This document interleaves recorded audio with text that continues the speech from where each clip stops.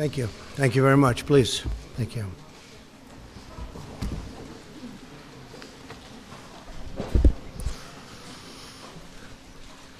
It was a big day yesterday, an incredible day.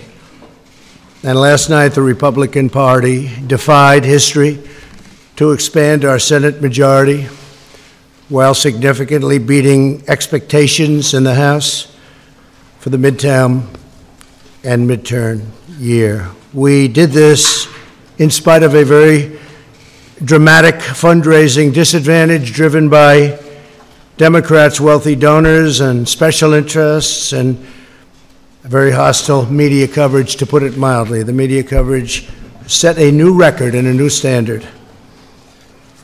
We also had a staggering number of House retirements, so it's a little tough. These are seats that could have been held pretty easily, and we had newcomers going in, and a lot of them worked very hard, but it's very difficult when you have that many retirements.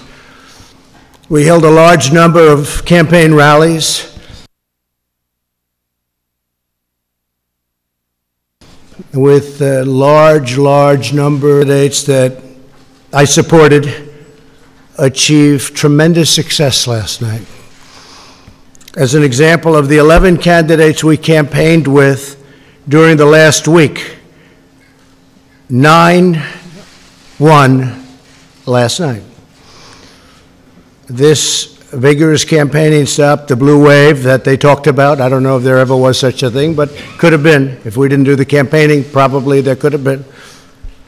And the history really will see what a good job we did in the final couple of weeks in terms of getting some tremendous people over the finish line. They really are tremendous people, but many of them were not known, but they will be known. This election marks the largest Senate gains for a president's party in a first midterm election since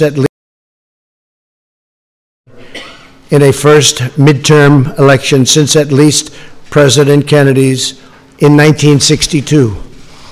There have been only 4 midterm elections since 1934 in which a president's party has gained even a single Senate seat. As of now, we picked up, it looks like 3, could be 4, perhaps it could be 2, but we picked up a lot. And most likely the number will be 3. You people probably know that better than I do at this point because you've looked at the more recent numbers. 55 is the largest number of Republican senators in the last 100 years. In the last 80 years, a sitting president's party has only gained a cumulative total of 8 Senate seats, averaging 1 per decade. So if we picked up 2, 3, or 4, that's a big percentage of that number. So in the last 80 years, you think of that, only 8 seats. In President Obama's first midterm election, he lost 6 Senate seats, including in the deep blue state of Massachusetts. Republicans captured at least 4 Senate seats held by Democrat incumbents, and these are tremendously talented, hardworking people that did this. Indiana, North Dakota, Florida, Missouri. We also won 2 open Senate seats in Tennessee. I want to congratulate our great champion who did such a great job in Tennessee, Marcia, and in Utah. And Arizona is looking very good, really very good. She's done a terrific job. That was a tough race, and she's done a fantastic job. In each of these open seats, Democrats recruited very strong candidates with substantial fundraising and media support. We were getting bombarded with money on the other side. In the House, Republicans dramatically outperformed historical precedents and overcame a historic number of retirements, the most House Republican retirements in 88 years. 43 House Republicans retired. Now, I will say this, that in many cases they were chairmen, of committees, and they left because they weren't chairman, because the Republicans have a rule for 6 years. And what that does is wonderful in one way. It lets people come through the system and become chairman, and another way it drives people out, because when they're a chairman, they don't want to go and not be a chairman. You're the chairman of a committee and you're a big deal, and all of a sudden you're not doing that anymore. So they leave. We had a lot of them leave. It's, I guess you can flip a coin as to which system is better. The Democrats do the other. Some of their folks have been on those committees for a long time as chairman. In 2010, President Obama's first midterm, he lost 63 seats. By contrast, as of the most current count, looks like around 27 House seats or something, and we'll figure that out pretty soon. We also had a slew of historic wins in the governor's races. The governor's races were incredible, against very well-funded, talented, and skilled Democrat candidates and people that worked very, very hard, respectfully, for those candidates, like Oprah Winfrey, who I like.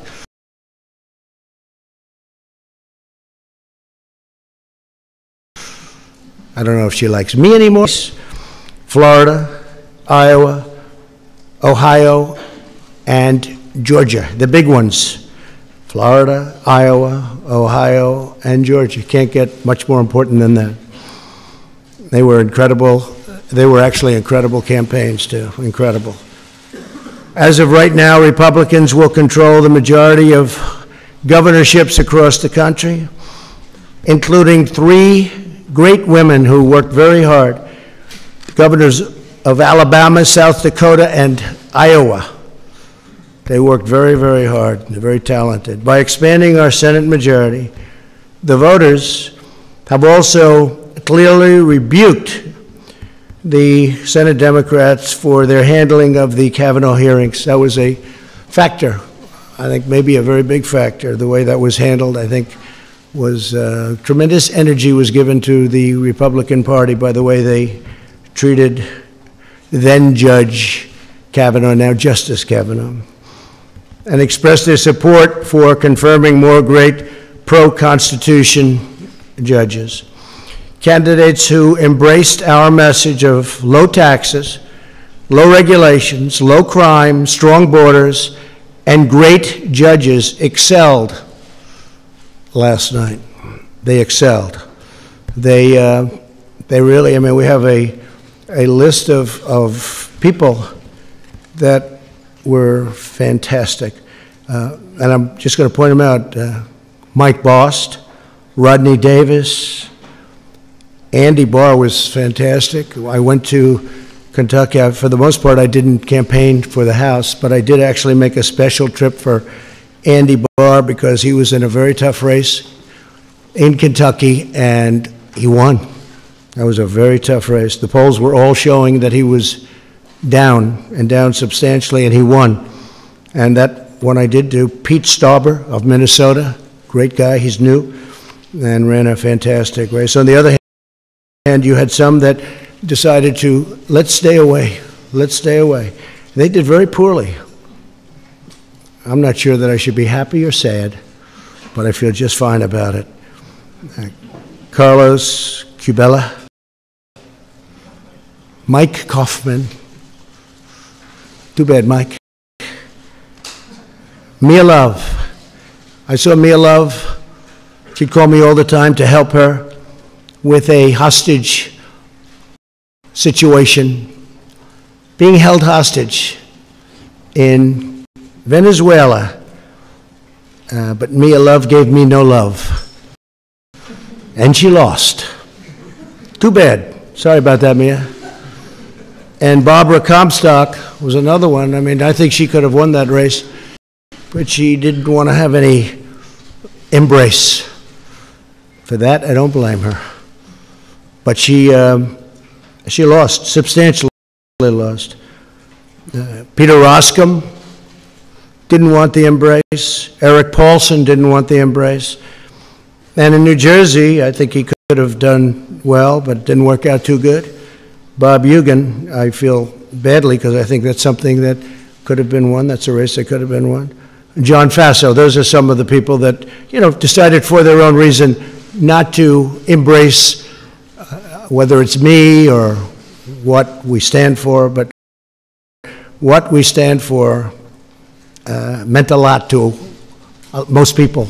And we've had tremendous support, and tremendous support in the Republican Party, among the biggest support in the history of the party. I've actually heard at 93% it's a record, but I won't say that because who knows.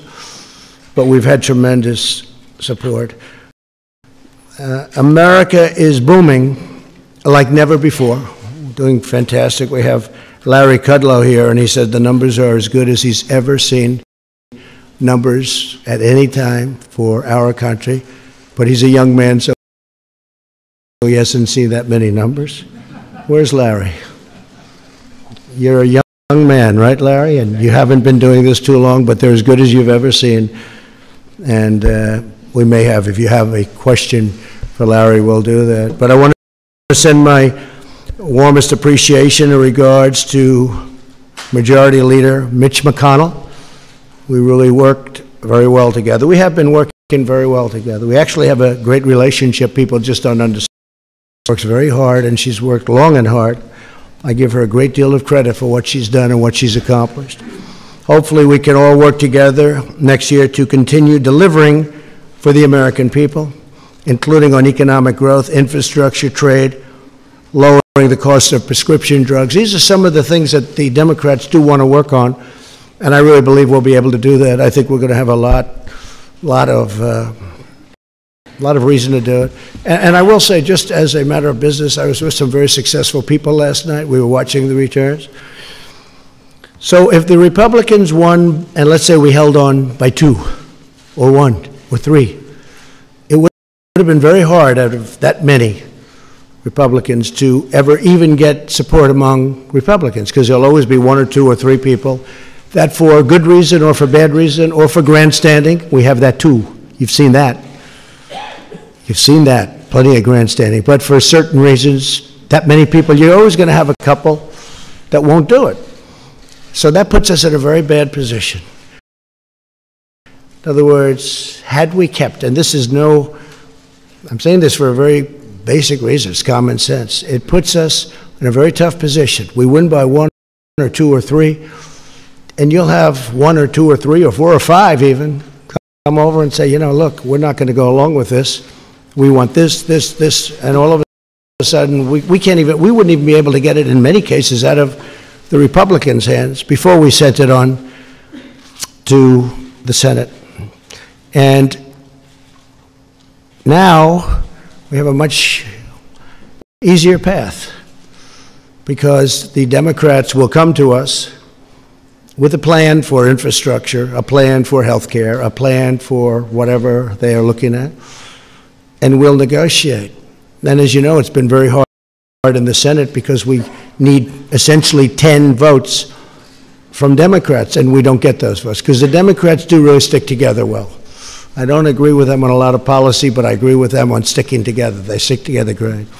So now we go into the Senate, we don't have the 10 votes, and what happens? It doesn't get passed.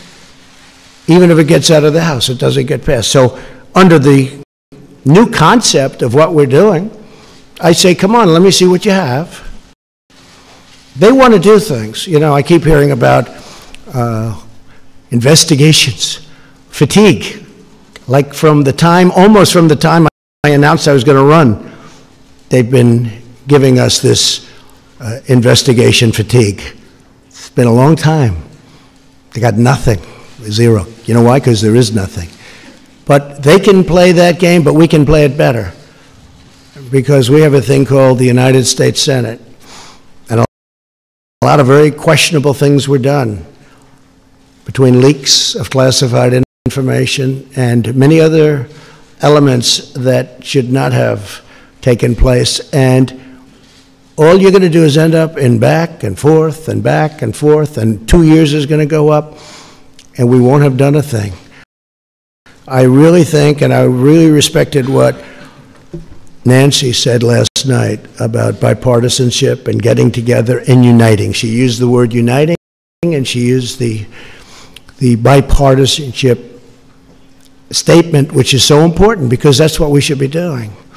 So we can look at us, they can look at us, and then we can look at them, and it'll go back and forth, and it'll probably be very good for me politically. I could see it being extremely good politically because I think I'm better at that game than they are, actually.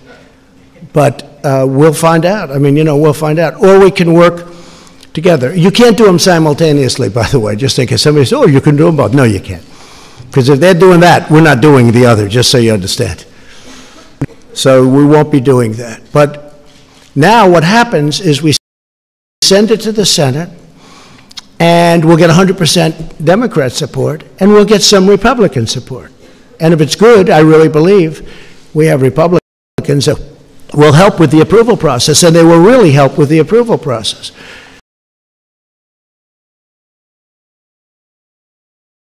So it really could be a beautiful bipartisan type of situation.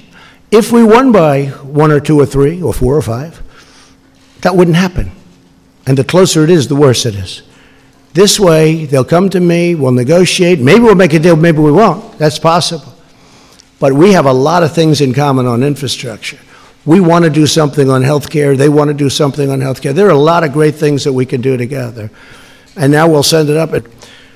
So our great country is booming like never before, and we're thriving on every single level, both in terms of economic and military strength, in terms of development, in terms of GDP, we're doing unbelievably. I will tell you our trade deals are coming along fantastically. The USMCA and South Korea is finished. USMCA has gotten rave reviews. We're not going to lose companies anymore to other countries. They're not going to do that because they have a tremendous economic incentive, meaning it's prohibitive for them to do that. So it's not going to be like NAFTA, which is one of the worst deals I've ever seen, although we've made some other pretty bad ones too. Now is the time for members of both parties to join together, put partisanship aside, and keep the American economic miracle going strong. It is a miracle. We're doing so well, and I've said it at a lot of rallies. Some of you have probably heard it so much you don't want to hear it again, but when people come to my office, presidents, prime ministers, they all congratulate me, almost the first thing, on what we've done economically, because it is really amazing. And our steel industry is back. Our aluminum industry is starting to do really well. These are industries that were dead. Our miners are working again. We must all work together to protect our military. We have to do that. To support our law enforcement, secure our borders, and advance really great policy, including environmental policy. We want crystal clean water.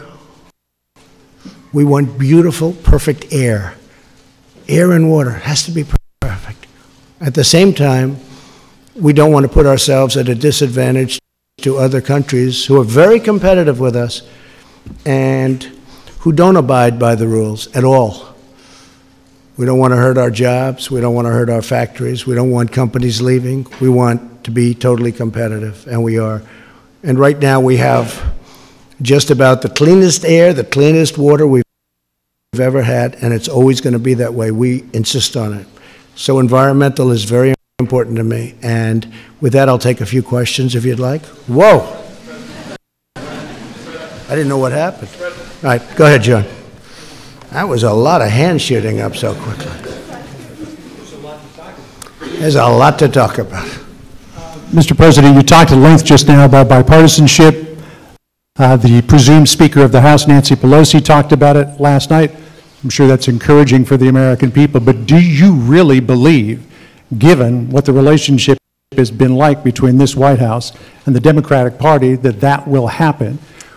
I think there's a good chance, John. I think there's a very good chance. If I could just finish, it will happen. Will you have to compromise on certain issues to the point where it could hurt you in 2020? And do you expect that when the Democrats take over the chairmanship of all these important committees, you're going to get hit with a blizzard of subpoenas on everything from the Russia investigation to your cell phone use, to your tax returns. Ready? Then you're going to, if that happens, then we're going to do the same thing, and government comes to a halt.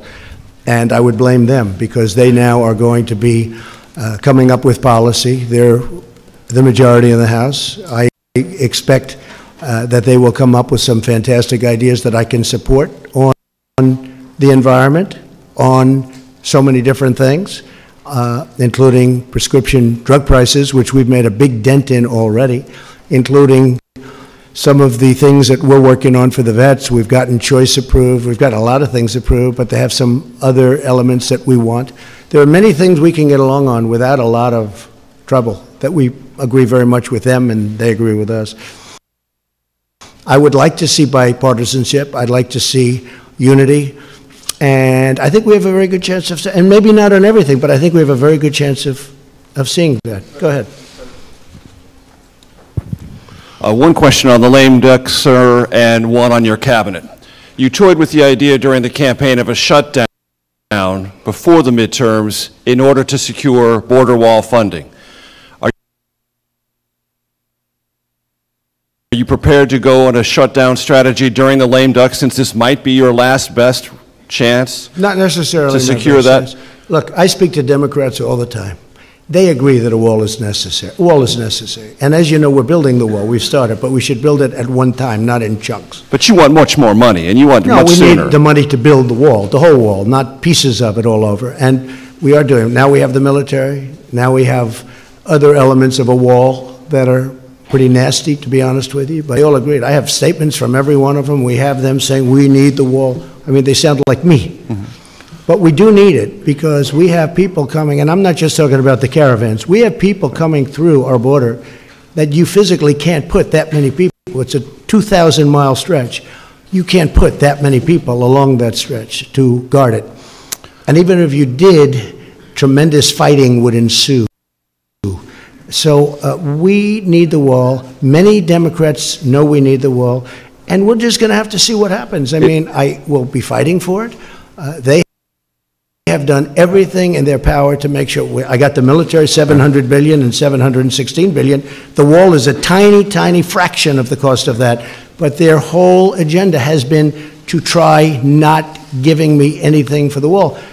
I really believe politically they're hurting themselves. I actually think politically that's a good thing for me, but I want to get the wall up because we need to. So no shutdown scenario? I don't know. I can't tell you that. No, I can't commit to that, but it's possible. And can you give us clarity, sir, on your thinking currently, now after the midterms, about your Attorney General and your Deputy Attorney General? Do they have long-term job security? I'd rather answer that at a little bit different time. We're looking at a lot of different things, including cabinet. I'm very happy with most of my cabinet. We're looking at different people for different positions. You know, it's very common after the midterms. I didn't want to do anything before the midterms. But I will tell you that, for the most part, I'm extremely happy with my cabinet. I think Mike Pompeo has fit in so beautifully. He's done an incredible job. How about your Interior Secretary?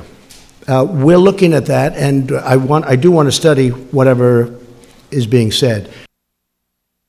Is he in jeopardy? I think he's doing an excellent job, but we will take a look at that in a very strong, and we'll probably have an idea about that in about a week. Thank you, Mr. President. Okay, thank you. Wow, this is... Go ahead, John. He gave me a fair interview the other day, so I might as well ask him a question. All right, thank you, Mr. President. And picking up there, you told me the other day that you are an open book, so... I think I am an open book. So, point blank, Democrats go after your tax returns. Will you try to block that, or will you allow them to have them? Well, look, as I've told you, they're under audit. They have been for a long time. They're extremely complex. People wouldn't understand them.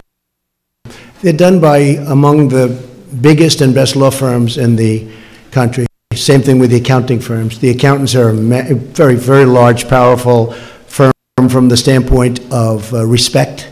They're highly respected. Big firm. A great law firm, you know it very well. They do these things. They put them in. But people don't understand tax returns. Now, I did do a filing of over 100 pages, I believe, which is in the offices, and when people went and saw that filing and they saw the magnitude of it, they were very disappointed. And they saw the detail. You'd get far more from that. And I guess We filed that now 3 times, but you get far more from that than you could ever get from a tax return.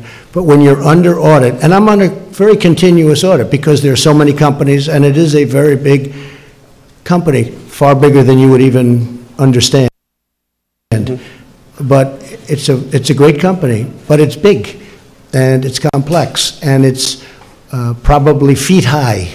It's a very complex instrument, and I think that people wouldn't understand it. But if I were finished with the audit, I would have an open mind to it. I would say that, but I don't want to do it during the audit. And really, no lawyer, even from the other side, they say often, not always, but when you're under audit, you don't subject it to that. You get it done, and then you release it. So when that happens, if that happens, I would certainly have an open mind to it. So that means if the audit is still on, you will not turn over the tax returns, or you'll fight to block it? When it's under audit, no, nobody would. Nobody turns over a return when it's under audit, okay? Thank you. Thank you. Yeah, go ahead, please. One, I was tempted to ask you why you like Oprah so much, but I think I'll go on to the question that... Why do I like Oprah? What kind of a question is it? Yeah, I'm just asking. Just curious. But He's the real question... He's a comedian here. The real question is... I do like Oprah, by the way. I do. She was a person I knew well, came to my place in Palm Beach often, and I have a lot of respect for her. Unfortunately, she didn't do the trick. The real question is, you just sat up here and said that from this podium that are you offering an my way or highway scenario to the Democrats? You're saying that of the rest of the country, are all bets off? No. If they do that, then it's just all it is a warlike posture. And so then, wait a minute, then the follow-up, I'm sorry, John. You heard my answer. Go ahead. Well, since it's Jim, I'll let it go. Okay. Thank you, Mr. President. I wanted to challenge you on one of the statements that you made in the tail end of the campaign in the midterms. That here we go. If you don't mind, Mr. President, that this caravan was an invasion. As you know, Mr. I consider it to be an invasion. As you know, Mr. President, the caravan was not an invasion. It's a group of migrants moving up from Central America towards the border with the U.S. Thank you for telling me that. I appreciate it. Why did you characterize it as such? Because I consider it an invasion. You and I have a difference of opinion. But do you think that you demonized immigrants in this election to try to keep... I want them to come into the country, but they have to come in legally. You know, they have to come in, Jim, through a process. I want it to be a process, and I want people to come in, and we need the people. Your campaign... Wait. You know why we need the people, don't you? Because we have hundreds of companies moving in. We need the people. Right. But your campaign had an ad showing migrants climbing over walls and so on. Well, that's true. But they weren't actors. They're not going to be doing that. They weren't actors. Well, no, it's true. Do you think they were actors? They weren't actors. They didn't come from Hollywood. Right. These were people. This was an actual, it happened a few days ago. And they're hundreds of miles away, though. They're hundreds and hundreds of miles away. That's not an invasion. Honestly, I think you should let me run the country. You run CNN. All right. And if you did it well, your ratings would be much better. If I may ask one other question, Mr. President, if I may ask one other question, are you worried? That's enough. That's enough. Mr. President, I was going to ask one of the other folks. That's enough. Pardon me, ma'am. Mr. President. That's enough. Mr. President, I had one other question, if I may ask, on the Russia investigation. Are you concerned that you may have... I'm not concerned about anything with the Russian investigation because it's a hoax. That's enough. Put down the mic. Mr. President, are you worried about indictments coming down in this investigation? Mr. President. I'll tell you what, CNN should be ashamed of itself having you working for them. You are a rude, terrible person. You shouldn't be working for CNN. Go ahead. I think that's unfair. You're a very rude person. The way you treat Sarah Huckabee is horrible. And the way you treat other people are horrible. You shouldn't treat people that way. Go ahead. Go ahead, Peter, go ahead. In Jim's defense, I've traveled with him and watched him. He's a diligent reporter who busts his butt. Well, I'm not a big fan of yours either, so I understand. To be honest. So let me ask you a question if I can. You repeatedly said... You aren't the best. Mr. President, you repeatedly, over the course of the... Okay, just sit down, please.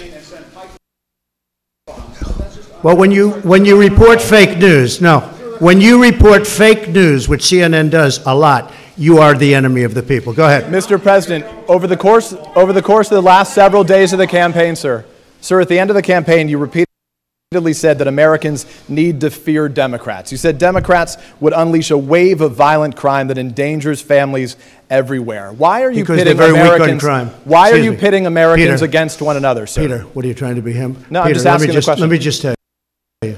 Very simple. Because they're very weak on crime. Because they have often suggested, members and people within the Democrat Party at a high level have suggested getting rid of ICE, getting rid of law enforcement. That's not going to happen, okay? We want to be strong on the borders. We want to be strong on law enforcement, and I want to cherish ICE because ICE does a fantastic job. So, what they do for us is so really, it's so unrecognized how good a job they do. So we want to take care of them, and we want to hold them very close because they do a good job. But the question, Okay, to be clear, though, the question, Thank you sir, very is much. why are you sit down, But the Peter. question, but you didn't answer my question. Just very simply, the question is, why are you pitting Americans against one another, sir? I'm not. Is that how you view No, I'm not. citizens well, of look, this country? I'll tell you what. We won a lot of elections last night. We did very well last night. But in many ways, I it think it's divided going the to country. I think it's going to have a very positive impact. I watched NBC this morning. They didn't report it exactly correctly, but that's, you know, that's the fact with NBC. Nothing I can do about that. But I want this country to have protection. We want security in our country. I want security, Peter. I mean, you maybe don't think it's so important. And I think when you don't have it, you are indeed unleashing crime. I feel that. Go You ahead. said you would sign an executive order on ahead. birthright citizenship. Are you still going to sign the executive order on birthright citizenship You'll this ask week? me that question a little bit later. Go ahead. Okay. Go ahead, sure. Thank you, Mr. President. The investigation by the special counsel Robert Mueller has been going on since last spring. It's been over your It's been a long time. Yeah, it's been over your head over Republican. Anything. I didn't. They went after hackers in Moscow. I don't know about that. They went after people with tax problems from years ago. They went after people with loans and other things. Had nothing to do with my campaign. This is a investigation where many, many millions of dollars has been spent, and there's no collusion. It was supposed to be on collusion. There's no collusion, and I think it's very bad for our country, I will tell you. I think it's a shame. And a poll came out today, by the way, from NBC, or at least I saw it on NBC, where a majority of the people do not agree with the Mueller investigation, or it wasn't approved. They have approval and disapproval, and it had a much higher disapproval. It should end, because it's very bad for our country. So if it's bad, and I'm not just talking about the tremendous expense. And the other thing is they should look at the other side also. They only look at one side. They're not looking at all of the things that came up during this investigation. They don't do that. They should also get people that can be fair, not 13 or 14 or 17. I call them the angry Democrats. They are angry people. And it's a very unfair thing for this country. It's a very, forget about unfair to me, it's very bad for our country. Okay. so Mr. President, if it's Go ahead. Mr. No, President, no. just wait Please. this moment. If it's unfair to the country and it's costing millions of dollars, why don't you just Give him the end mic, it? please. I've answered the question. Okay. Go ahead, take the Well, I'll give you I will give you voter suppression. You just have to sit down, please. Sit down. I didn't call you. I didn't call you. I'll give you voter suppression. Take a look at the CNN polls, how inaccurate they were. That's called voter suppression. Go ahead, please. Thank you, Mr. President. I'm not responding. I'm responding to, excuse me, I'm not responding to you. I'm talking to this gentleman. Will you please sit down? Excuse me, would you please sit down? Please, go ahead. Thank you, Mr. President. Now that the House of Very Representatives hostile. has fled, It's such a hostile media. It's so sad. You ask me about, no, you rudely interrupted him.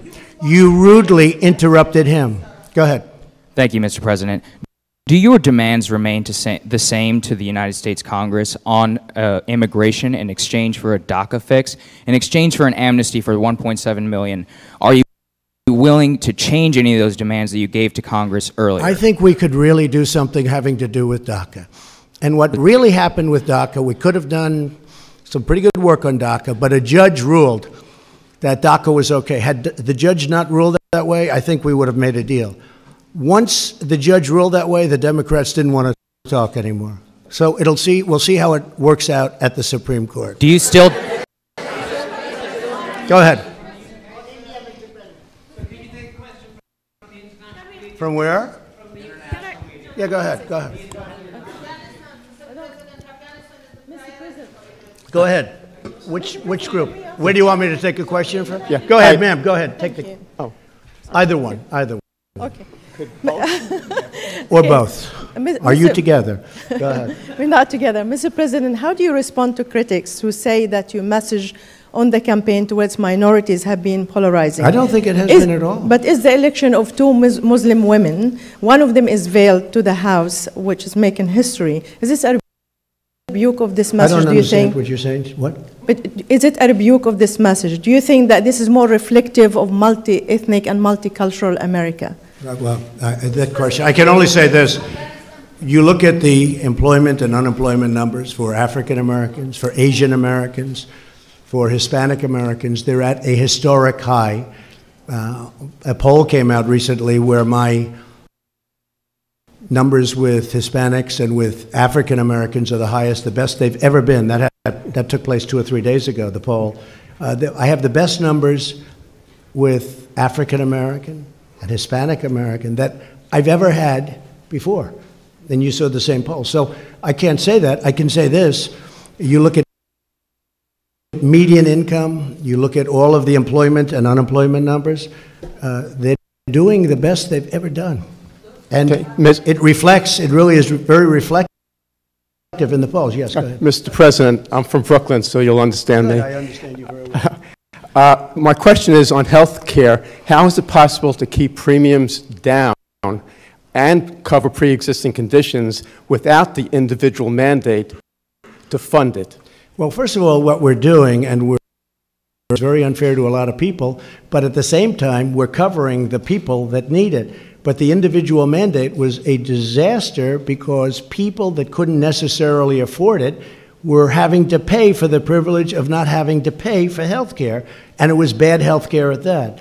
So we are working many plans for health care. We're creating tremendous competition. We had Obamacare repealed and replaced. Unfortunately, one person changed his mind at the last moment, and we had no Democrat support. I have to say that. We didn't have one vote. We would have repealed it, replaced it. We would have had a large-scale, very good health care plan. Now we're doing it a different way. We're doing it a different way. But getting rid of the individual mandate is a very, very popular thing and a very important thing, and people very much appreciate it. Go ahead. No, that's enough. Go ahead, please. Thank you, sir. 2 questions. One, I know you went through the results and you obviously studied them late last night.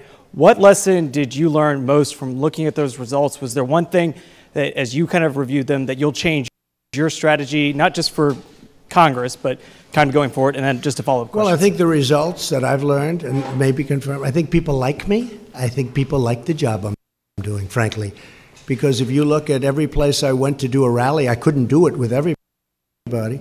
And it was very hard to do it with people in Congress because there's just too many, it would be too many stops. But I did it with the Senate. I did it with Andy Barr, as you know. And he won. He won a very tough race against McGrath. I was a very, very tough race in Kentucky. And he was down quite a bit. And I went there and we had a tremendous, very successful, some of you were at that rally. And he won that race. But I could only do that so much because there are just so many players involved. But I did focus on the Senate, and we had tremendous success with the Senate, really tremendous. Can I ask you one more question? Sorry, Mr. President, one more question if you don't mind. I'm so sorry, sir. It's a rare opportunity. A lot of people are going to be rushing to Iowa, rushing to New Hampshire. You know that the Democrats are already looking ahead to 2020. Do you want to lock down your ticket right now, sir? Will the vice president be your running mate in 2020? Well, I haven't asked him, but I hope so. Where are you? Mike, will you be my running mate? Stand up, Mike, please. Raise your right hand. No, I'm only kidding. Will you? Thank you. Okay, good. The answer is yes. Okay. Thank you, sir. That was unexpected, but I feel very fine. Yeah, please. Thank you, Mr. President. Going back to the Russia investigation and the potential investigations from the now Democratic majority in Congress, some say that you could stop all this by declassifying. I could fire everybody right now, but I don't want to stop it because politically I don't like stopping it. Yeah. It's a disgrace. It should have never been started because there was no crime. Everybody has conflicts. They all have conflicts over there that are beyond anything that anybody's ever seen in terms of conflicts. From the fact that people ask for jobs, from the fact that they have very good friends on the other side, like really good friends like Comey, who, by the way, lied and leaked, and also leaked classified information. Nothing happened there. It might, perhaps, maybe something's happening that I don't know about. I stay away from it. But you know what I do? I let it just go on. They're wasting a lot of money, but I let it go on because I don't want to do that. But you're right. I could end it right now. I could say that investigation is over. But it's really, it's a disgrace, frankly. And it's an embarrassment to our country. It's an embarrassment to the people of our country. And it's too bad. Go ahead. What about the declassification of the documents? Some say that that would clear it all up. We're looking at that. No, we're looking at that very seriously. Declassification, we're looking at very seriously. Okay. Can I ask one more question? It's amazing how people on the other side just don't want those documents declassified. But no, we're looking at that very carefully. I certainly wanted to wait till after the midterms. Can I ask you one more question, Mr. President? Okay, thank you. Go ahead. Thank you, Mr. President. You have campaigned as a pro-life president. You have defended the rights of unborn children. You now have a divided Congress. It's unlikely to pass any pro-life bills. Very tough issue. How are you going to push forward your pro-life agenda? Just going to push. I've been pushing. I've done a very good job, too. We're very happy with me. But it's a tough issue for the two sides. There's no question about it. But what are you going to do? There is great debate. What am I going to do? I won't be able to explain that to you because it is an issue that is a very divisive, polarizing issue. But Mr. President, just a quick question on rural America. In states like Indiana and North Dakota, folks turned out for Republican candidates. Could you talk a little bit about what this means for your agenda in terms of trade and the Farm Bill? The Farm Bill is working really well. I mean, we could have had it approved any time, but we're looking to get work rules approved. The farmers want it. I'd like it. The problem is the Democrats are not giving us the 10 votes that we need. Everybody wants it. The farmers want it, but the Democrats are not approving the Farm Bill with work rules. We could have it very fast without the work rules, but we want the work rules in, and the Democrats just don't want to vote for that. So at some point, they'll have to pay maybe a price. Jeff, go ahead. Thank you very much, Mr. President. Thank you. Have you seen any evidence that Russia or China intervened in yesterday's election? Well, we're going to make a full report, and unlike the previous administration, we've done a lot of work on that issue. And if you speak with the FBI, speak with the Department of Justice, speak to Homeland Security. We've spent a lot of time. It gets very little coverage in the papers. I mean, you cover the nonsense part, but you don't cover the important. This is very important. And we have been working very hard on China and Russia and everybody else looking into our elections or meddling with our elections. But people tend not to write about it. But we have worked very hard, as you've probably heard. What do you intend to say, sir, to President Xi and to President Putin when you meet with them later this month? Well, I have a good relationship with both. I know President Xi better, but I think I have a very good relationship with both. I actually had a very good meeting in Russia that you people didn't agree with, but that's okay. It doesn't much matter, obviously, because here I am. But the fact is that I had a very, very good meeting, with President Putin, and a lot was discussed about security, about Syria, about Ukraine, about the fact that President Obama allowed a very large part of Ukraine to be taken, and right now you have submarines off that particular parcel that we're talking about. That was President Putin who annexed Crimea. Yes, that was President Obama's regime. That was during President Obama. right? That was not during me. But it That was during- President No, that was Putin, sir, who President did the Obama. annexation. No, it was President Obama that allowed it to happen. Had nothing to do with me. Okay, go ahead. Yeah, go ahead. Go ahead. Go ahead. Thank you, Mr. President. Cordelia Lynch, Sky News. You're a man who likes to win, but last night was not an absolute victory for you. I'll be honest. I thought it was a very close to complete victory. When you look at it from the standpoint of negotiation, when you look at it from the standpoint of deal making, because it's all about deal making, again, if we had the majority and we had 1 or 2 or 3 votes to play with, we would have been at a standstill. I really believe that we have a chance to get along very well with the Democrats. And if that's the case, we can do a tremendous amount of legislation and get it approved by both parties. So I consider it to be, hey, look, I won Georgia. President Obama campaigned very hard in Georgia. Oprah Winfrey campaigned very, very hard all over the television. I said, this is going to be tough. I only had me. I didn't have anybody else. And I went to Georgia, and we had one of the largest crowds that anybody here has seen ever at a political rally. And you know what? He won. And he won actually by, pretty good margin. He won. And then we went to Florida, and they had celebrities all over the place. And a man who happens to be a very smart person was running, Ron DeSantis, and people didn't give him a chance. And I went, and we did some great work, and they're going to have a great governor of the state of Florida. And then we talked about the Senate, and a lot of money was pouring in for the Democrat. This is a man who's been in office for like 44 years or something. This is a man who's like a professional at getting elected and being at office. So he's not, Bill Nelson, not easy to beat, okay? But they had a lot of celebrity coming out for Nelson. They had everybody coming out for Nelson. And Rick Scott won, and I helped him. And I think we've done an amazing job. And you could look at many other places. You just take a look at some of the other places. And we just got the word that in Iowa, you have a governor who just got I really believe there's going to be much less gridlock because of the way this is going than any other way. Wait, sit down, please. Go ahead. Thank you, Mr. President. Let me ask you about one of the campaign promises you made down the stretch, which was a 10% tax cut for the middle class. Yeah. You just talked about gridlock. Democrats, they now run the House Ways and Means Committee. If it means a tax cut of some kind for the middle class, but that means raising rates elsewhere, corporations on the wealthiest, is that a trade-off that you would be willing to make and able to enact a middle class tax? You know that this will have to be now proposed, because if we did it now, we don't have the votes in the Senate.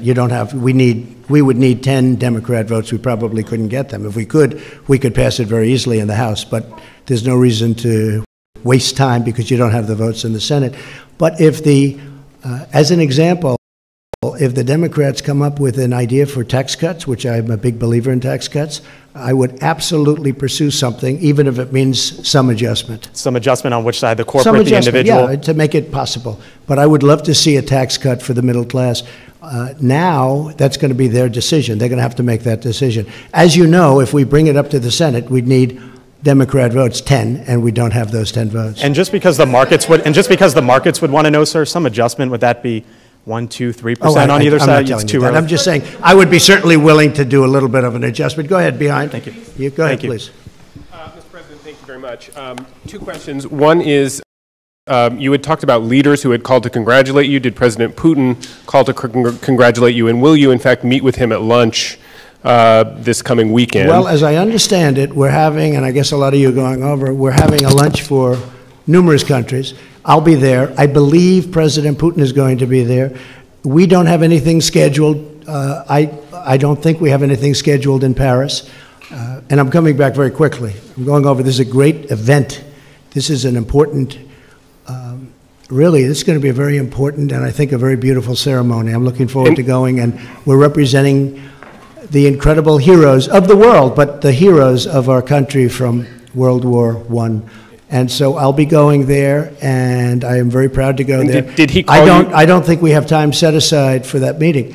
Now, with that being said, we're very shortly meeting again at the G20, where he'll be there, and I'll be there, and that's where we're actually looking forward to meet. We will be having a lunch, but I think there are many people there. And did he call you to congratulate you? And if I could also just invite you, since this is quite a gathering we've got here, to go ahead and talk about the staff changes that you expect in the White House while we're here. We're eager to hear about them. Is General Kelly going to stay on? As we make changes, we'll sit down and talk to you about it. I mean, there's no great secret. A lot of administrations make changes after midterms. I will say that for the most part, I'm very, very happy with this cabinet. We're doing a great job. But what about in the White House? What about in the White House, sir? You've got a lot of White House staff. Some have been talking about leaving. General Kelly has been rumored to be leaving. No, people leave. People leave. And is that going to happen? People leave. I haven't heard about John Kelly, but no, people leave. They come in. They're here. It's a very exhausting job. Although I love doing it, I must tell you, but it's exhausting for a lot of people. I'm surprised at a lot of people. They start off, they're young people, they're there for 2 years, and they're old by the time they leave. It's quite exhausting, but I love doing it, and I'll tell you, there will be changes, nothing monumental from that standpoint. I don't think very much different than most administrations, and we have many people lined up for every single position. Any position, everybody wants to work in this White House. We are a hot country. This is a hot White House. We are a White House that people want to work with. Okay. No, please, behind you, go ahead. President, this has been a very challenging campaign. This has been a very challenging campaign. It's been a very challenging campaign. It has involved quite a lot of abuse and a lot of violence. People have died during the course of this campaign. Right. Is there any way in which you think the temperature could be lowered, perhaps peace could break out with the media, perhaps your bipartisan relationships across the House and the Senate may now produce some change, or are we going to have more of the same? It's a very fair question. Look, I would love to see unity and peace and love and any other word you want to use. And obviously I think we had to, especially at this particular juncture, we had to wait till after the midterms are over. Now they're over. And I don't mind having bad stories. If I make a mistake, cover it. I'd like you to cover it fairly, but cover it. But when you do something terrific, look how little the economy is talked about. A poll came out this morning talking about how little the three networks, I don't think they included CNN, but how little the three networks talk about how good the economy is. How little. Almost not at all. If President Obama had this economy, and by the way, if that administration through somebody else kept going, you would have had negative 4.2 instead of positive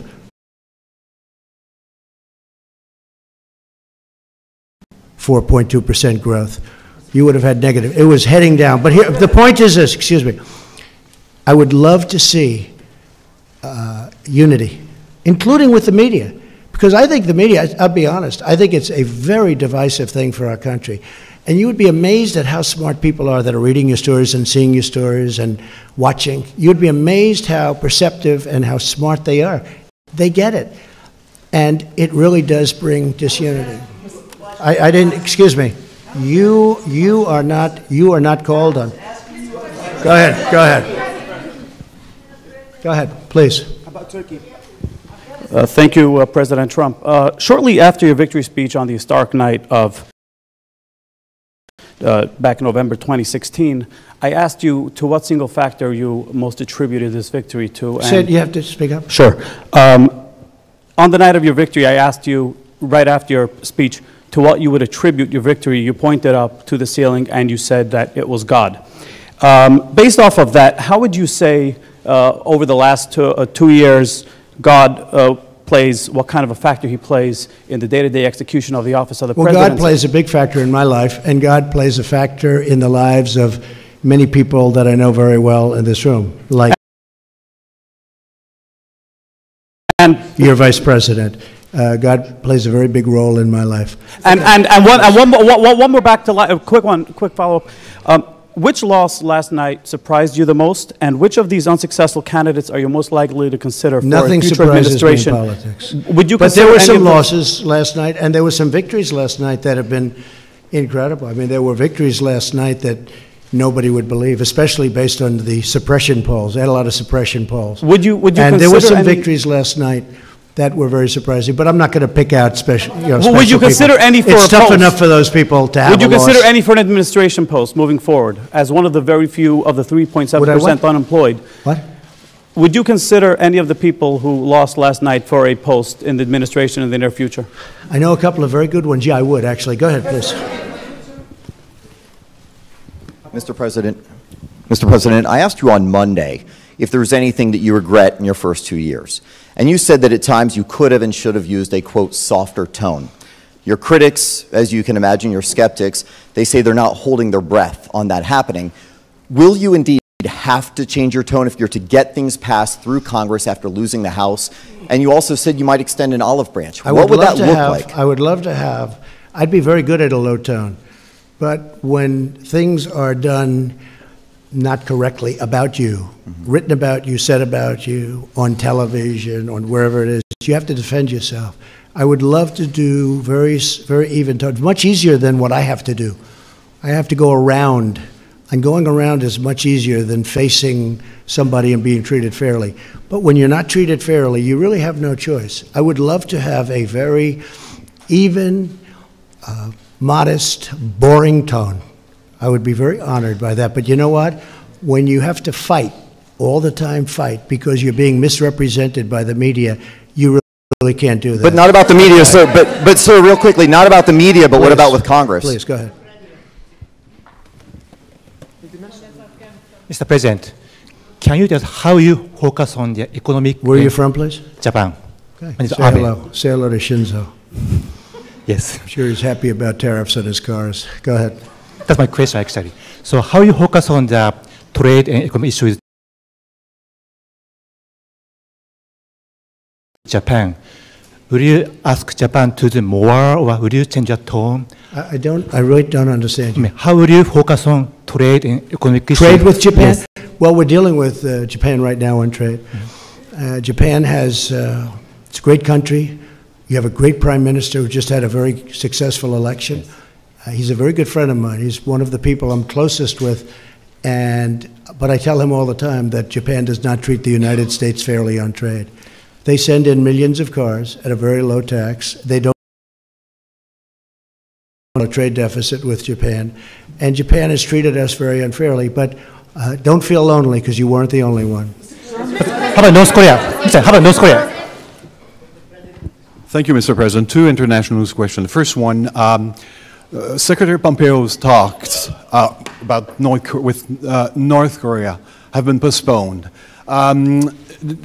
What is happening there, and will your meeting still happen with... We're going to change it because of trips that are being made. We're going to make it at another date. But we're very happy how it's going with North Korea. We think it's going fine. We're in no rush. We're in no hurry. The sanctions are on. You still expect to meet Kim listen, Jong-un? Excuse me, wait. Sorry, sir. The sanctions are on. The missiles have stopped. The rockets have stopped. The hostages are home. The great heroes have been coming home. Mike Pence was in Hawaii, where one of the most beautiful ceremonies that anyone's ever seen for the fallen. These are great heroes. Very important. When I was running, a lot of people, as many years ago as it was, in many cases grandchildren, but they were asking about that. They're coming home, and they're being provided to us as we speak. But I'm in no rush. I'm in no rush. The sanctions are on. I read a couple of times, and I've seen a few times where they said, he's done so much. What have I done? I met. Now, I'd love to take the sanctions off, but they have to be responsive too. It's a two-way street. But we're not in any rush at all. There's no rush whatsoever. You know, before I got here, they were dealing with this for over 70 years. And I guess on a nuclear front for 25 years. That's a long time. I've been there. I probably left Singapore 4 or 5 months ago. And we made more progress in that 4 or 5 months than they've made in 70 years. And nobody else could have done what I've done. But I'll say this very simply. We're in no rush. The sanctions are on, and whenever it is. But that meeting is going to be rescheduled. That meeting, but how about your meeting with Kim Jong-un, sir? Will it happen in the next month? Sometime next year, I would say. Sometime next year? Sometime early next year. And a quick question on the USMCA. Now that it's been concluded, have you repaired your relationship with Prime Minister Trudeau? Yes, I have. We have a very good relationship. Thank you. Thank you very much, Mr. President. We've been talking a lot about division and the division that exists in this country right now. And some of the statistics are disturbing, I think, to just about everyone. Anti-Semitic incidents have increased by 57% since 2016. Hate crimes are on the rise. Why do you think that is, and what will you do about it? It's very sad to see it. I hate to see it. And as you know, I've done more. In fact, if you were with us the last time we met, Prime Minister Netanyahu said that this president has done more for Israel than any other president. Those words, those exact words. Jerusalem, protection, working together, so many different things. But the big thing is Jerusalem. You know, many presidents have said they are going to build the embassy in Jerusalem. Never happened. Making it the capital of Israel. Never happened. Never happened. But it happened with me, and quickly. And not only did it happen, we built the embassy. That would have taken another 15 or 20 years and cost probably billions of dollars. And we did it for a tiny amount of money. It's already done. It's open. Nobody has done more for Israel than Donald Trump. And the nice part is that's not me saying it. That's Prime Minister Netanyahu. But what about Mr. President, what about the divides in this country? Mr. President, what about healing the divides in this country well, and we want to see issues it healed. And one of the things I think that can help heal is the success of our country. We are really successful now. We've gone up $11.7 trillion in worth. If you know, China's come down tremendously. China would have superseded us in 2 years as an economic power. Now they're not even close. China got rid of their China 25 because I found it very insulting. I said that to them. I said China 25 is very insulting because China 25 means in 2025 they're going to take over economically the world. I said that's not happening. And we've gone way up. They've gone down. And I don't want them to go down. We'll have a good meeting and we're going to see what we can do. But I have to say this. Billions of dollars will soon be pouring into our treasury from taxes that China is paying for us. And if you speak to Mr. Pillsbury, who probably is the leading authority on China, he was on the other day saying... How do you see your role as a moral leader? Go ahead, Mr. President, just how do you see your role as a moral Go leader? ahead. There's so many people. I'm sorry. As a moral leader, though. I think I am a great moral leader, and I love our country. Go ahead, please. Thank you, sir. You said earlier in this press conference that Democrats had a choice that you would not work with them on legislation if they were investigating you. Do you not have a choice in the matter as well? Don't you have a responsibility? It's inappropriate. No. I think it's very inappropriate. We should get along and get deals done. Now, we can investigate. They look at us, we look at them. It goes on for 2 years. Then at the end of 2 years, nothing's done. Now, what's bad for them is being in the majority, I'm just going to blame them. You understand? I'm going to blame them. They're the majority. Honestly, it makes it much simpler for me. They will be blamed. But I think Nancy Pelosi, and you know, I put that statement out on social media today about Nancy Pelosi, that if she's short of votes, because frankly, I think she deserves, and a lot of people thought I was being sarcastic or I was kidding. I wasn't. I think she deserves it. She's been fighting long for it. She's been fighting. I really mean this. There was nothing sarcastic about it, or it was really meant with very good intentions. I think she deserves it. She's fought long and hard. She's a very capable person. And, you know, you have other people shooting at her, trying to take over the speakership. And I said, if it's appropriate, I said, if we can and if we will, if she has a problem, I think I would be able to very easily supply her the necessary votes. That's not said in any way other than I really believe she deserves that position. I also believe that Nancy Pelosi and I can work together and get a lot of things done, along with Mitch and everybody else that we have to work with. I think we'll get a lot done. Mr. President, why can't you, Mr. President, why can't you do that while subpoenas are coming through? Excuse me? Why can't you work together while there are subpoenas or while there are investigations in process? I think we will. Look, now that the election's over. Now everybody is in love. But then I see the hostility of questions in the room. I come in here as a nice person wanting to answer questions, and I have people jumping out of their seats screaming questions at me. No, the election's over, and I am extraordinarily happy. I really am. And by the way, I tell you if I wasn't, look at what happened in Florida. Look at what happened in Georgia. Look at what happened in so many locations with governorships. Nobody talks about the governorships. Look at the amount of work that was given to these other candidates against my candidate. And, I mean, I'm extraordinarily happy. And if I wasn't, I'd let you know. There's nothing wrong. I mean, look, you look at midterms and you look at elections generally, you see it's very rare that a party who has the presidency does well. We did unbelievably well. To win Florida, both the Senate and the governorship, against two very talented people, I'll tell you what, we did incredibly. To win Georgia when you had some of the biggest stars in the world campaigning endlessly, including President Obama, I tell you what, this was a great victory for us. And again, from a deal-making standpoint, we are all much better off the way it turned out. Because I really believe if the Democrats want to, we can do a tremendous amount of great legislation. Yes, please, go ahead. Should we keep this going for a little while? Yes. Yes, I think you should keep this You know going. what? When you get bored, would you please tell me? Seriously.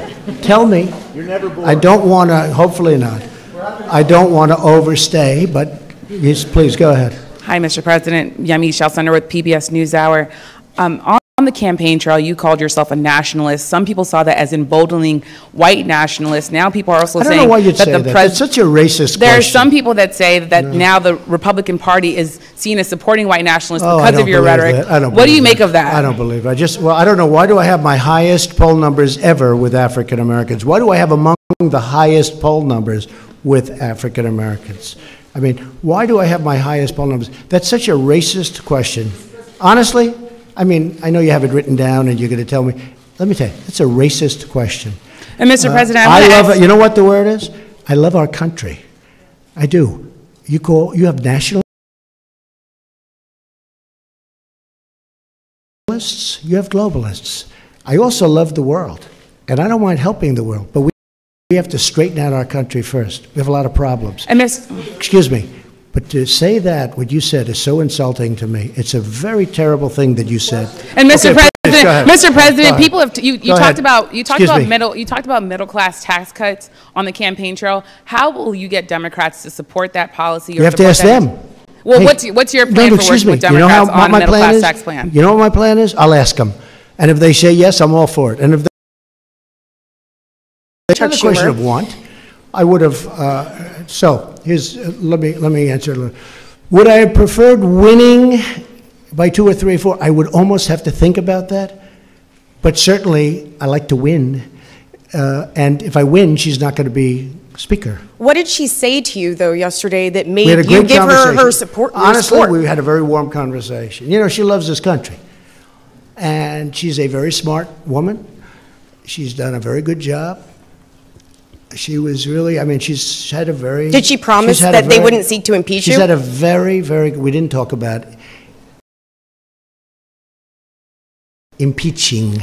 We didn't talk... What do? Do you impeach somebody because he created the greatest economic success in the history of our country? Let's impeach him because the country is so successful. Let's impeach him. Has he done anything wrong? They asked somebody, has he done anything wrong? No, but let's impeach him anyway. And they also said, let's impeach Justice Kavanaugh. Let's impeach him. And now they have the second woman coming out, that the first, the second. And I hate to say this, but it was public. And after him, we're going to impeach the vice president. We're going to impeach Mike Pence. Mike Pence doesn't get impeached for anything. So let's impeach the president, and then we'll impeach the vice president. These people are sick. And you know what? They have to get their bearing. Really, they have to get their bearing. And when you ask about division, they're the ones that cause the division. They cause tremendous division. Okay, regarding all of the retirements in the House, Mr. President, very quickly, you suggested that— Who is retiring? You said that many of the retirements that happened in the House made it very difficult. Many retirements, yeah. That made it very difficult for you in this election cycle, and that it was because they were chairmanships that were vacated. But Jeff Flake wasn't a chairman of a committee, and Paul Ryan also retired the cycle. So why do you think that is? Whose fault is it that there were so many retirements? In Jeff Flake's case, it's me. Pure and simple. I retired him. I'm very proud of it. I did the country a great service. Go ahead, give him that. Give him that. He is retired. I'd like to call it another word, but we're going to treat him with great respect. Go ahead. Thank you, Mr. President. Jeff Flake, that's another beauty. Go ahead. 2 questions, please. No, one. Well, too many people. All right. Sorry. All right. You seem to enjoy this venue very much. Are you going to make the standard press conference a staple of the remaining 2 years,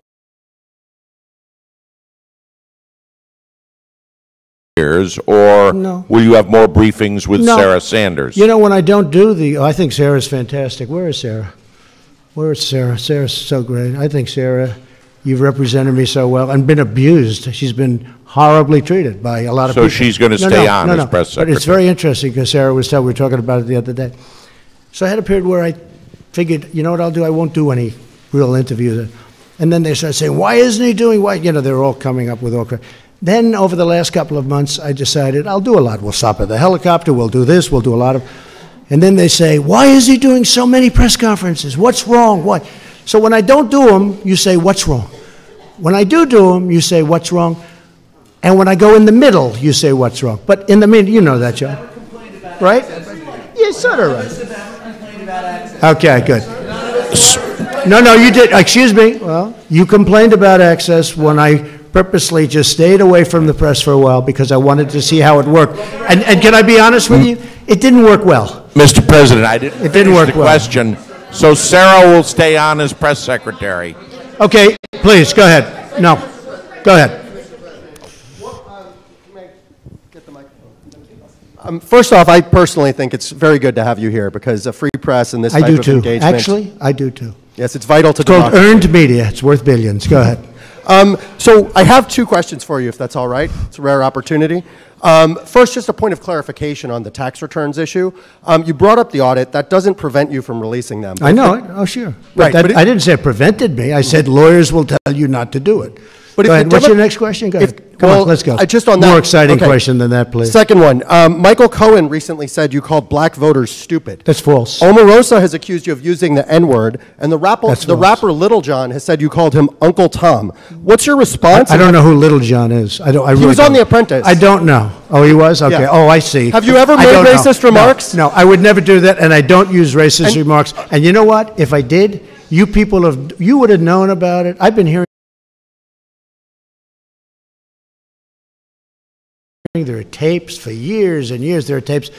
Number one, I never worried about it because I never did. I never used racist remarks. I've never used racist remarks. Okay. Well, one point of fact. Go ahead. One point of fact, because you told her you have the highest approval among African Americans. It's just 8%, sir, single digits. See, when you talk about division, it's people like this that cause division. Great division.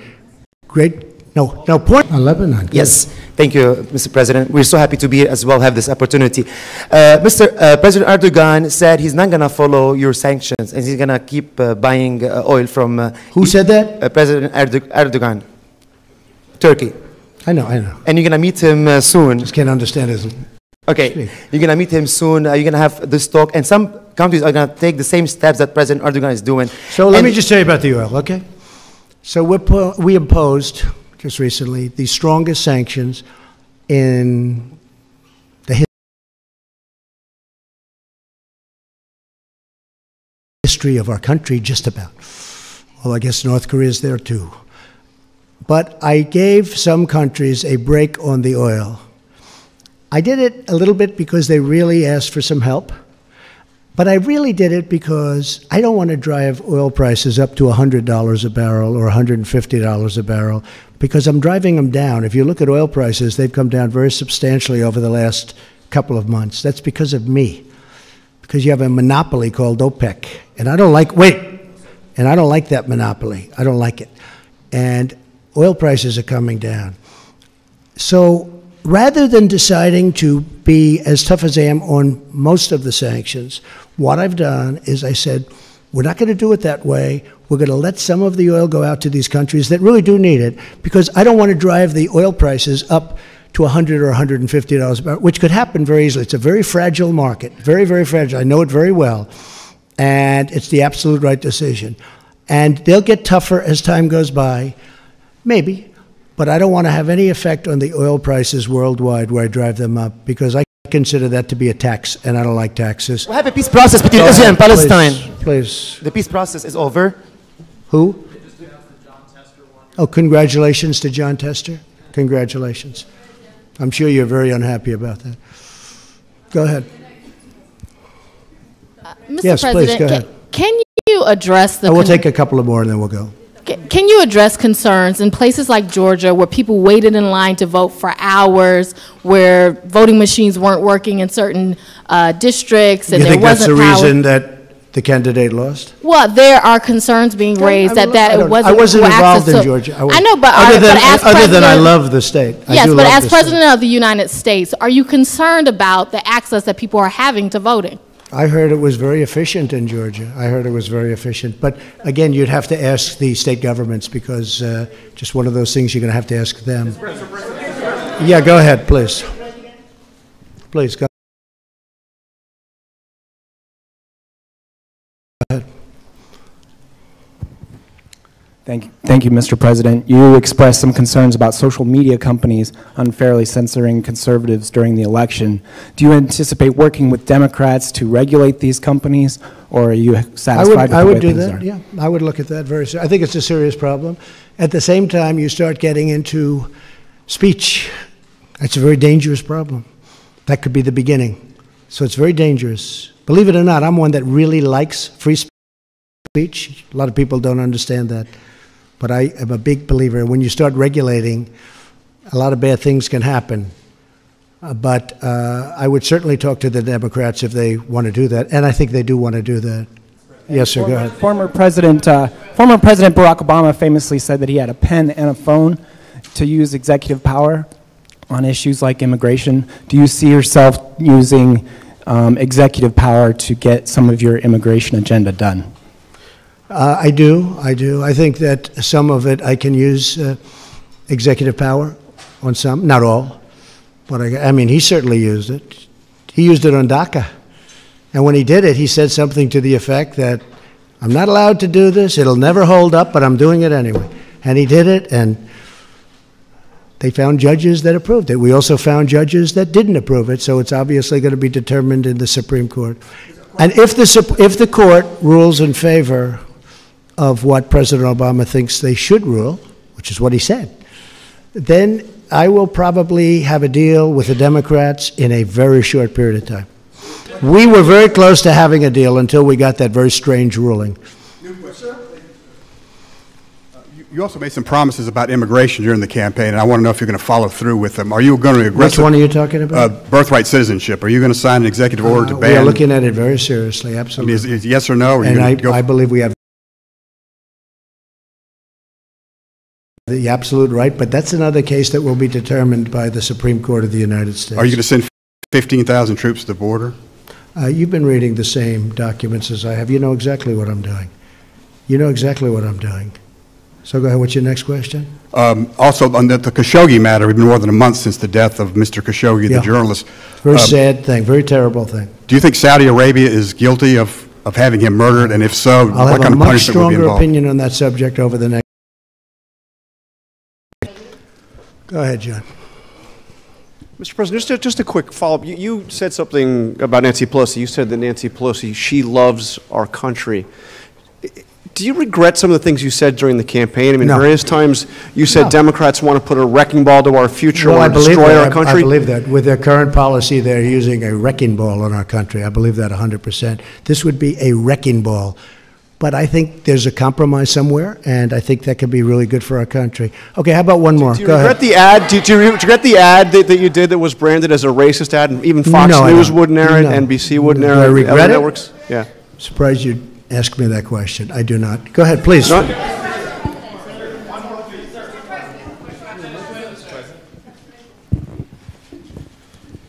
Thank you, sir. And I think we'd all love to have more of these if you're willing. In 2017, shortly after you took office, your Homeland Security Department shuttered a program to counter homegrown right-wing extremism, white supremacism, and related terrorist groups, domestic terrorist groups, and redirected that funding towards fighting Islamic terrorism. Do you believe that white supremacist terrorists, right-wing terrorists, these homegrown terrorists on that side of the spectrum are a problem, sir? And Yeah, what is I your do. administration I do going to do believe about that's it? a problem. I believe all hate is a problem, but I do believe that is a problem. What are you going and to it's do a about it, problem sir? we want to solve. How, okay. sir? What are you go going ahead. to do about it, sir? What are you going to do about it? Go ahead. You cut off the funding. Mr. President, you've No, said... we have given funding for that, a lot of funding, but I do believe it's a problem. And can I tell you what? It's a problem that I don't like even a little bit. Go ahead. Aixa Diaz with Hearst Television. You've said, pretend I'm on the ballot yesterday. You called it a referendum on your presidency. Many local districts across the country rejected your midterm message, particularly suburban women. How do you bridge that divide now? Also with the I influx think of my women message coming was into very Congress. well received. I mean, just look at the results. Midterm elections are disasters for sitting presidents and administrations. This has been a very successful, and look, you can write it any way you want, and if you disagree with me, this has been an incredibly successful one. You look at the races. How about Ohio? I didn't even mention. I mentioned Florida. I mentioned Georgia. How about the governor of Ohio? A fantastic, suburban women voters? Excuse me. A fantastic man who was down in the polls, and everybody was talking about this person that was so great, and I went up there, and I did a rally, and they have now a great governor. You're going to have a great governor in Ohio for hopefully a long period of time, but for 4 years, and Mike DeWine is a fantastic person. And I went up there for two reasons, because I felt that his opposition was not a good person, and we know a lot about him, and I felt that Mike was a fantastic person, and he won. And not only did he win easily. So add that to Florida, and add that to Georgia, and add that to all of the other races that we won, outside even of the Senate races, which were the biggest of all, because these were races that, and Mike Pence can tell you, and some of the folks over here can tell you, these were races that were going to be unopposed. We were not going to oppose certain of the people running, certain senators. They said they couldn't be beaten. They said Heidi could not be beaten. Please don't do it. They couldn't. This was a year out. What about in the suburban Excuse districts? me, How do you but get those back? you're telling me about popularity.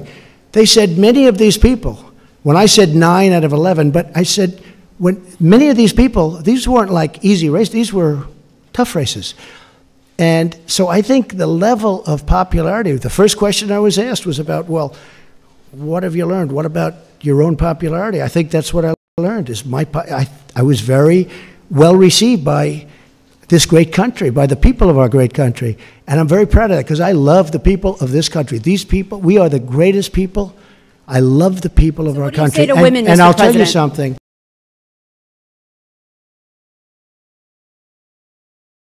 When you look at the races that we won in Florida, which we weren't expected to win, and Georgia, which we weren't expected to win, and Ohio, which we weren't expected to win, and one, I mean, you look at some of them, the number of votes that we got is incredible. So I'm really happy with not only the way it came out, but the response to me as your president. And as your president, I've made our country safe. I've rebuilt, and I'm in the process of rebuilding our military, and the jobs are here, every one of them built here. We're going to have the strongest, very shortly, we're going to have the strongest military our country has ever had. I've done more for the vets than any president has done, certainly, but the people of our country are very happy with the job that I'm doing. And you know, one of the things that they want so much is security. They want security, both at the border, they want it with our military, they want it with law enforcement, they want it with ICE.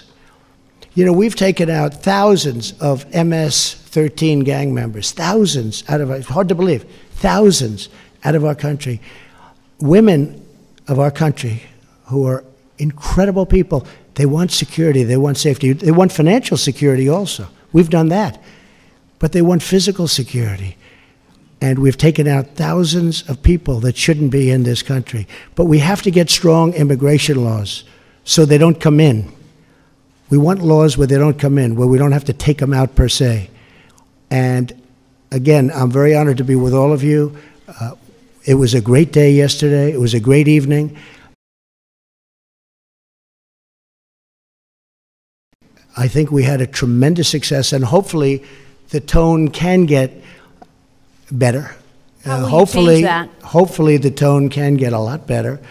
And I really believe it begins with the media. We used to call it the press. Does it begin with you, Mr. President? I really believe it begins with the media. If you would cover, and there was a very interesting story written in a very good paper recently that talked about the fact that it isn't good what the media is doing, and that I do have the right to fight back because I'm treated very unfairly. So I do fight back, and I'm fighting back not for me. I'm fighting back for the people of this country. Thank you all very much. Thank you. Thank you.